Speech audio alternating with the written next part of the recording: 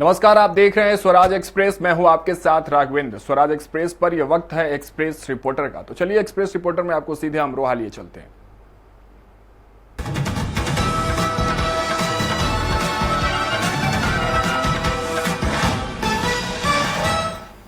अमरोहा जनपद में दबंगों के हौसले बुलंद है। दबंग एक के बाद मारपीट की घटना को अंजाम दे रहे हैं, लेकिन पुलिस के खिलाफ कार्रवाई कर रही है, लेकिन युवा अपने दबंगे दिखाने से बाज नहीं जा रहे हैं। अमरोहा जनपद के जरूरत थाना क्षेत्र में एक बार फिर मारपीट की सनसनीखेज घटना सामने आई है।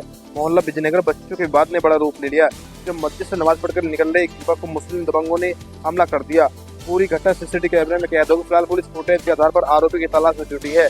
जानकारी के मुताबिक तस्वीर के मोहल्ला विजयनगर निवासी रिफाकत अली का आरोप है कि उसने मोहल्ले के उस बच्चे को नमाज पढ़ने की नसीहत दी थी और एक बच्चे को थप्पड़ मार दिया था। इसके बाद गुस्सा परिजनों से घेर लिया और लोहे की रोड से हमला कर दिया।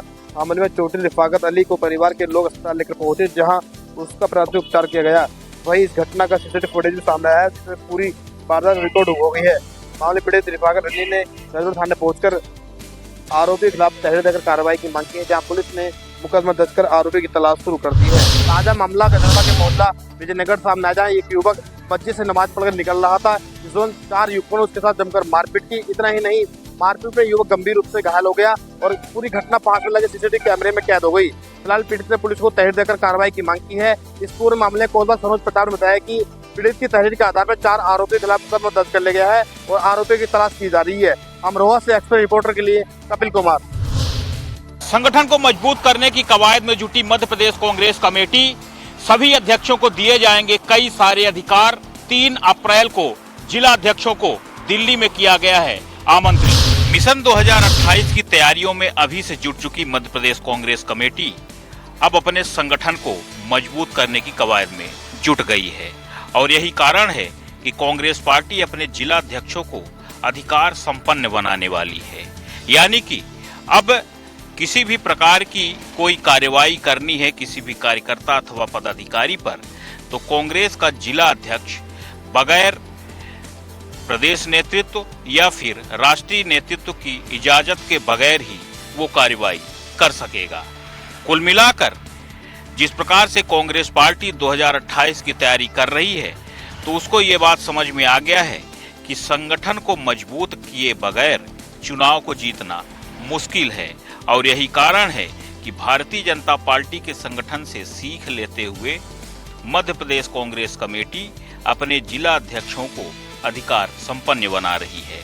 जिला अध्यक्षों को ट्रेनिंग देने के लिए 3 अप्रैल को दिल्ली में आमंत्रित भी किया गया है, जहां पर पार्टी के वरिष्ठ नेता मौजूद रहेंगे और वहां पर प्रदेश के सभी कांग्रेस जिला अध्यक्षों को ये बताया जाएगा कि मिशन 2028 की तैयारी किस प्रकार से करना है, कार्यकर्ताओं को किस प्रकार से तरोताजा रखना है और आगे उन्हें किस प्रकार से काम सौंपना है। कांग्रेस कमेटी जिला अध्यक्षों को मजबूत कर रही है और अब टिकट भी जिला अध्यक्षों की अनुशंसा के बगैर नहीं मिलेगा।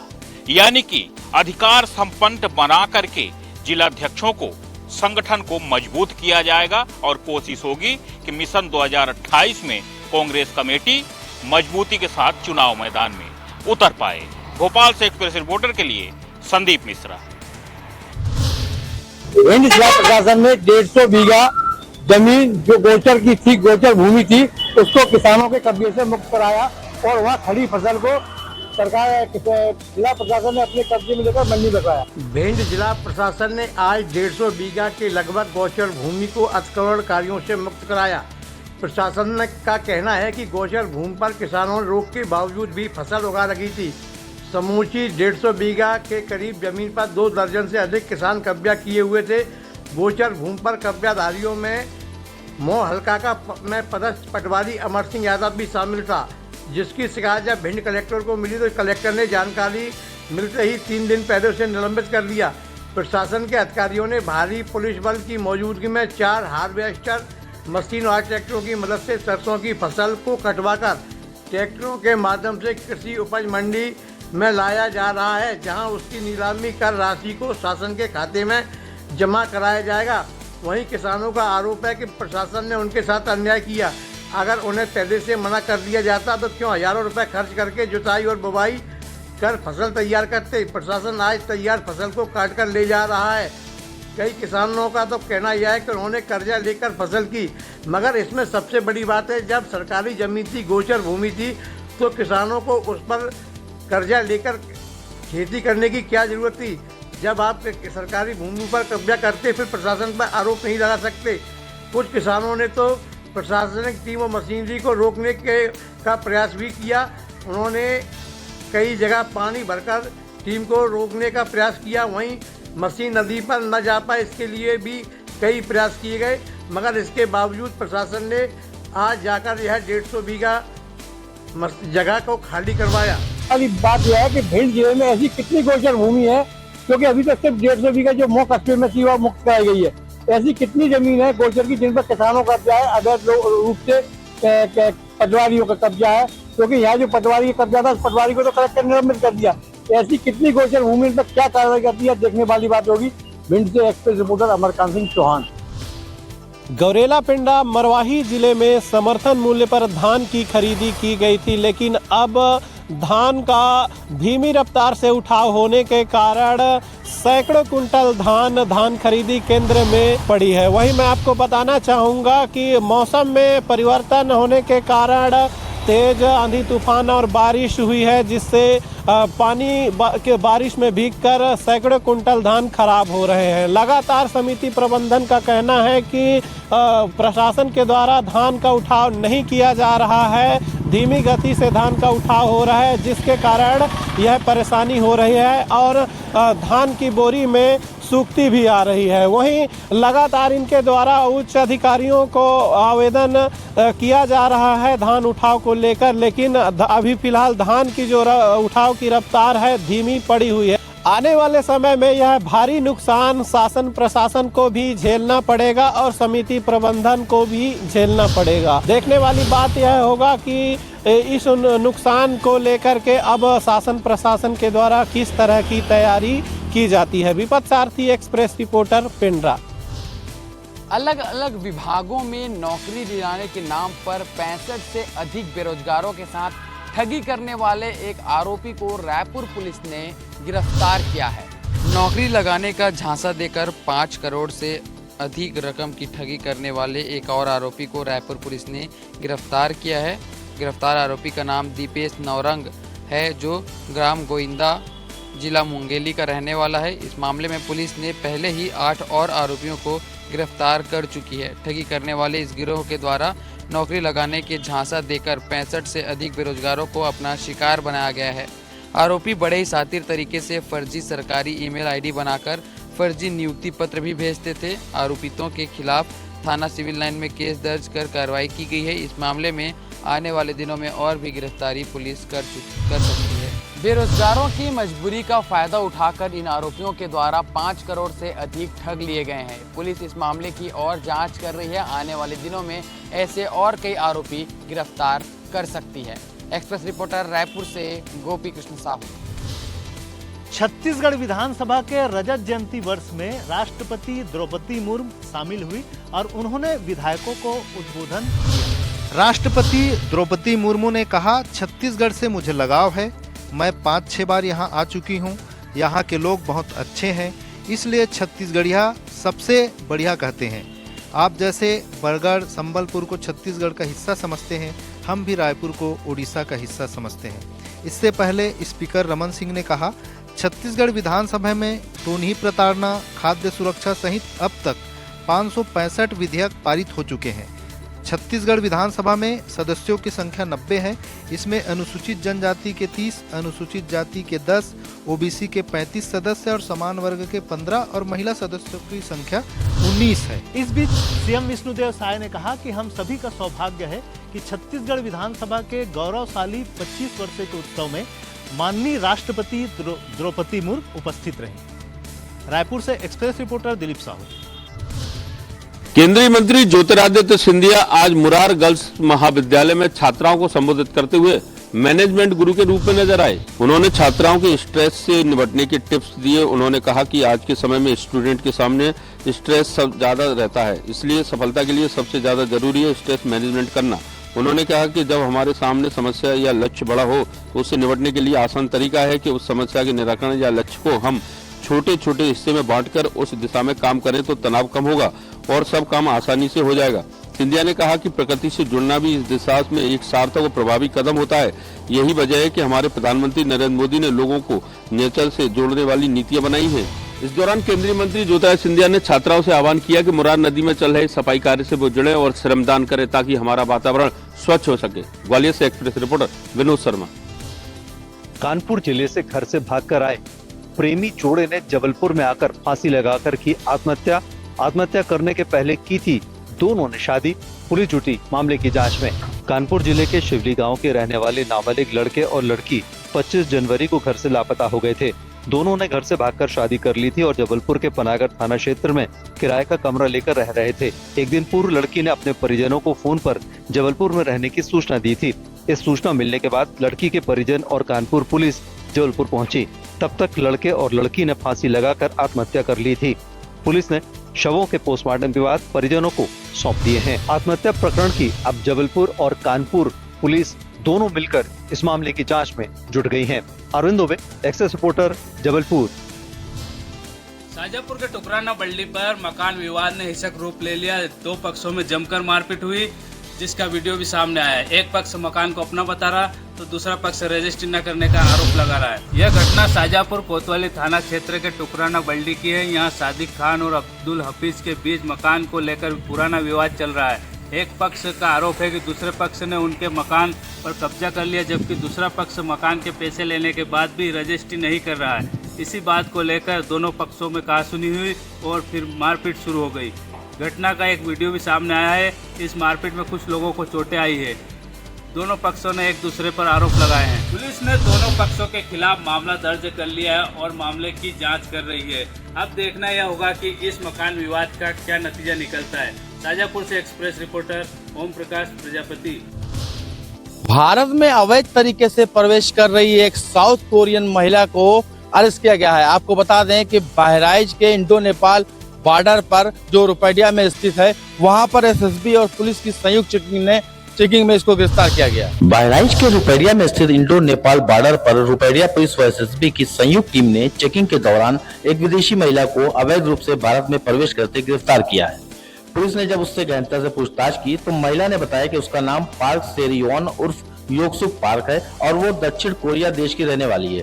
पुलिस ने महिला के पास से पासपोर्ट, मोबाइल और नेपाली मुद्रा सहित अन्य चीजें बरामद की हैं। रुपैडिया पुलिस ने विदेशी अधिनियम 14(a) के तहत मामला दर्ज कर महिला को न्यायालय के समक्ष पेश किया गया, जहां से उसे जेल के लिए रवाना कर दिया गया है। इंडो नेपाल बॉर्डर पर गिरफ्तार की गई कोरियन महिला से कड़ी पूछताछ के बाद पुलिस ने उसे जेल भेज दिया है। Tariq Ahmed, express reporter, Bahraich. सरगुजा जिले में डकैती की वारदात को अंजाम देने वाले 4 आरोपियों को सरगुजा पुलिस ने गिरफ्तार कर लिया है। वहीं सरगुजा पुलिस ने आरोपियों को झारखंड से गिरफ्तार किया है। वहीं बताया जा रहा है कि आरोपी सरगुजा जिले के अलग अलग थाना क्षेत्रों में लूट और डकैती की वारदात को अंजाम दिया करते थे। वहीं घटना में शामिल 3 अन्य आरोपियों की पुलिस तलाश कर रही है। पुलिस ने आरोपियों के कब्जे से 2 पिस्टल, 3 नग जिंदा कारतूस, सोने चांदी के जेवर समेत 15 लाख रुपए का मसरूका बरामद किया है। वहीं पुलिस ने बताया कि आरोपी कॉन्ट्रैक्ट किलिंग का काम भी करते थे, जहां अंबिकापुर शहर सहित सरगुजा जिले के अलग अलग थाना क्षेत्रों में आरोपियों के द्वारा लूट और डकैती की वारदात को अंजाम दिए थे, जिस पर कार्रवाई करते हुए सरगुजा पुलिस ने आरोपियों को झारखंड से गिरफ्तार कर लिया है और आगे की जांच में जुट गई है। वहीं पुलिस ने बताया कि वारदात में शामिल 3 अन्य आरोपी फरार चल रहे हैं, जिनकी तलाश पुलिस सरगर्मी से कर रही है। एक्सप्रेस रिपोर्टर के लिए अंबिकापुर से संजय रजक की रिपोर्ट। हाल ही में हुई चोरी का पर्दाफाश आज 3 थानों की टीमों ने किया। थाना शाहपुरा पुलिस को मिली बड़ी सफलता। घर का ताला तोड़कर चोरी करने वाले 2 शातिर बदमाशों को किया गिरफ्तार। उनसे करीब 30 लाख रुपए का माल बरामद किया, जिसमें नकदी और सोने चांदी के जेवर शामिल है। फरियादी गोपाल अग्रवाल ने थाना शाहपुरा में रिपोर्ट दर्ज कराई थी कि उनके घर से 18/3/2025 को अपने परिवार के साथ भोपाल के बाहर गए थे और 19/3 को जब घर लौटे हैं तो घर का सामान बिखरा हुआ था। घर के अंदर जाकर देखा तो अलमारियों का सामान बिखरा हुआ था और कीमती सामान, सोने चांदी के जेवर गायब थे। पुलिस टीम ने जाँच शुरू की। कई सीसीटीवी फुटेज और तकनीकी मदद से आरोपियों की गिरफ्तार किया। आरोपी आशुतोष श्रीवास्तव जितेंद्र उप जीतू मीणा ने चोरी की घटना का स्वीकार किया और चोरी किए गए जेवर इंदौर निवासी धर्मेंद्र उप मनीष प्रजापति को बेचना बताया। पुलिस ने आरोपी आशुतोष श्रीवास्तव और जितेंद्र मीणा को गिरफ्तार कर उनकी निशानदेही पर चोरी की नकदी और जेवरात बरामद किए। इसमें सबसे बड़ी बात यह है कि दोस्त ने ही दोस्त के घर में चोरी करने की योजना बनाई थी। दोस्त को भी मुख्य आरोपी बनाया गया है। दोस्त के ऊपर कई रुपयों का कर्जा था, जिससे उस कर्जा चुकाने के लिए उसने अपने दोस्त के घर में ही चोरी की योजना बनाई। चोरी के पर्दाफाश में दोस्त ही निकला चोर। दोस्त ने ही अपने दोस्त के घर में कराई थी चोरी, जिसको लेकर पुलिस ने आरोपी बनाया है अपने दोस्त को ही। Express reporter Sanjay Dongardiya, Bhopal. प्रदेश के उमरिया जिला में आज खड़े हुए हैं और यहाँ नेशनल हाईवे सड़क मार्ग के बारे में आप सब तक यह बात पहुँचाएंगे कि सड़क मार्ग NH 43 का क्या है हाल। और यहाँ पे जो रोड बन रही है NH 43, इसमें आए दिन लोगों को दुर्घटनाओं का सामना करना पड़ता है। कितने परिवार अपने परिवार के मुखियाओं को गमा चुके हैं। और यहाँ पे देखा जा रहा है कि सड़क में बड़ी बड़ी दरारें हैं, जो सड़क की तस्वीरें बता रही हैं, जिसके कारण यह दुर्घटनाएं होती हैं। कई बार तो यहाँ 3-3, 4-4 लोग एक साथ अपनी जान गंवा चुके हैं एक्सीडेंट के कारण, लेकिन शासन प्रशासन इस ओर ध्यान नहीं दे रहा है। शासन प्रशासन बेपरवाह है, लेकिन यहाँ जो निर्माणाधीन कंपनी है वह अपने मस्त चाल में अपना निर्माण कार्य कर रही है। यह जो NH 43 सड़क मार्ग है, यह उमरिया से शहडोल के मुख्य मार्ग का यह सड़क है, जो कि लगभग 334 करोड़ की लागत से बनाया जा रहा है और यह 9 वर्ष हो गए, आज तक कंप्लीट नहीं हो पाया है, जो कि लोगों के लिए बड़े कष्ट का कारण बना हुआ है। यह अगर देखा जाए तो नरोजाबाद से लेकर और घुनघुटी तक तो इतनी बदहाल सड़क है कि आए दिन लोगों को धूल, डस्ट एवं इन दरारों से सामना कर गुजरना पड़ता है।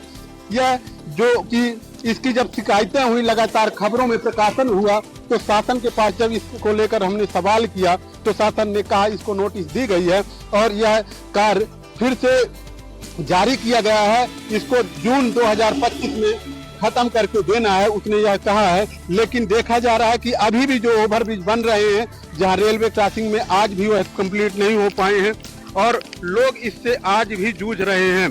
लेकिन शासन प्रशासन किसी तरह का कोई इसमें विशेष पहल नहीं कर रहा है और यह लोगों के लिए बहुत ही खतरे का बना है, सबक बना हुआ है। जैसे अगर देखा जाए तो सड़कों में बड़ी बड़ी सरियां निकली हुई हैं, बड़ी बड़ी दरारें हैं, 2 व्हीलर के चक्के इन दरारों में फंसकर और लोगों को घायल कर रहे हैं, एक्सीडेंट में तब्दील कर रहे हैं। लेकिन देखना होगा कि शासन प्रशासन इस बड़े और गुणवत्ताहीन निर्माण कार्य में क्या कुछ कार्यवाही करता है। एक्सप्रेस रिपोर्टर के लिए उमरिया से आशीष कुमार दुबे। सीएम योगी आदित्यनाथ ने अपने सरकार के 8 साल पूरे होने पर जनता के सामने प्रदेश का लेखा जोखा रखा। सीएम योगी ने उपलब्धियों का रिपोर्ट कार्ड आज पेश करते हुए पिछले 8 वर्षों में राज्य के विकास, सुरक्षा और सुशासन के क्षेत्र में हुए कार्यों पर प्रकाश डाला। योगी ने कहा, 8 साल पहले उत्तर प्रदेश को बीमारू राज्य माना जाता था और यह देश के विकास में बाधा समझा जाता था, लेकिन आज यह देश की अर्थव्यवस्था का ग्रोथ इंजन बन गया है। उन्होंने कृषि विकास दर के 13.5% से अधिक होने, किसानों को डीबीटी के जरिए सहायता और गरीबी रेखा से 6 करोड़ से अधिक लोगों को ऊपर उठाने जैसे कदमों का जिक्र किया। इसके अलावा उन्होंने बुनियादी ढांचे, कानून व्यवस्था और महिलाओं व युवाओं के कल्याण के लिए शुरू की गई कई योजनाओं जैसे सामूहिक विवाह योजना, ODOP यानी एक जिला एक उत्पाद जैसी योजनाओं की पहल पर जोर दिया। लेखा जोखा पेश करते हुए सीएम योगी आदित्यनाथ ने विपक्ष पर हमला बोलते हुए कहा कि पिछली सरकारों ने जो 22 सालों में नहीं किया, वह उनकी सरकार ने 8 साल में कर दिखाया। लखनऊ से express reporter Pawan Singh. CM Yogi Adityanath ने अपने सरकार के 8 साल पूरे होने पर जनता के सामने प्रदेश का लेखा जोखा रखा। सीएम योगी ने उपलब्धियों का रिपोर्ट कार्ड आज पेश करते हुए पिछले 8 वर्षों में राज्य के विकास, सुरक्षा और सुशासन के क्षेत्र में हुए कार्यों पर प्रकाश डाला। योगी ने कहा, 8 साल पहले उत्तर प्रदेश को बीमारू राज्य माना जाता था और यह देश के विकास में बाधा समझा जाता था, लेकिन आज यह देश की अर्थव्यवस्था का ग्रोथ इंजन बन गया है।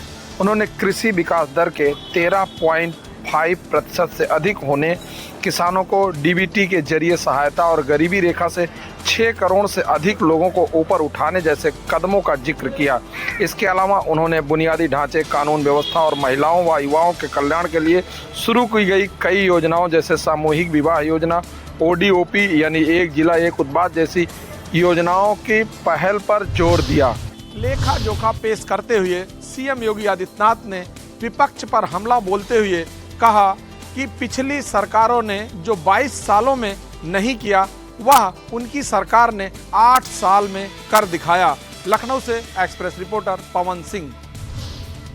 जिले के राजपुर नगर में सनगांव रोड स्थित गेहूं गोदाम में लगी आग, शॉर्ट सर्किट से हुआ था हादसा, 2 दमकलों ने के काबू। मध्य प्रदेश के बड़वानी जिले में स्थित राजपुर नगर से 1 किलोमीटर दूर सनगांव रोड पर एक बड़ी आग की घटना सामने आई है।